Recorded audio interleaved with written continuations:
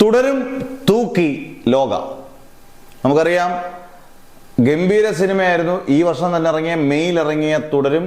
ഗംഭീര പെർഫോമൻസ്, മോഹൻലാലിന്റെ, പ്രകാശ് വർമ്മയുടെയൊക്കെ പെർഫോമൻസ് കൊണ്ട് അഴിഞ്ഞാടിയ സിനിമ. തരുൺമൂർത്തിയുടെ ഗംഭീര സംവിധാനം. 235 കോടി കളക്ട് ചെയ്തു.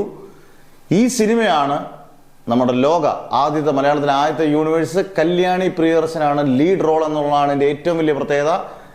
വിജയ ചിത്രത്തിന്റെ സംവിധായകനും അല്ല ഡൊമിനിക് അരുൺ. ആദ്യത്തെ സിനിമ തരംഗം പരാജയമായിരുന്നു. പക്ഷെ രണ്ടാമത്തെ സിനിമയാണ് ലോക. അതിഗംഭീര വിജയം നേടി.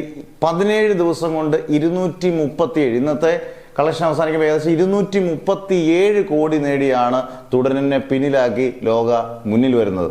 ഇനി മുന്നിലുള്ളത് മഞ്ഞുമൽ ബോയ്സും പിന്നെ എമ്പുരാനും മാത്രമേ ഉള്ളൂ. എമ്പുരാൻ നമുക്കൊരു ബെഞ്ച് മാർക്കായിട്ട് കണക്കാക്കാൻ പലപ്പോഴും പറ്റത്തില്ല.